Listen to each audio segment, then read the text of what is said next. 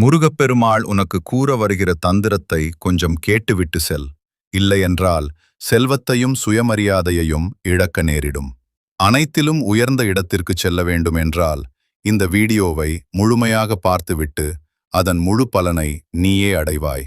முருகப்பெருமாளிடம் நாம் மனமாற கேட்ட பிரார்த்தனை ஒருபோதும் வீணாகாது. தர சிறிது காலம் எடுத்துக்கொள்வார், ஆனால் தராமல் ஒருபோதும் இருக்க மாட்டார். இப்போ கவனமா கேள். மஞ்சள் நிறம் என்றால் குருவை குறிக்கும். சிவப்பு நிறம் என்றால் செவ்வாயை குறிக்கும். 9 செவ்வாய்.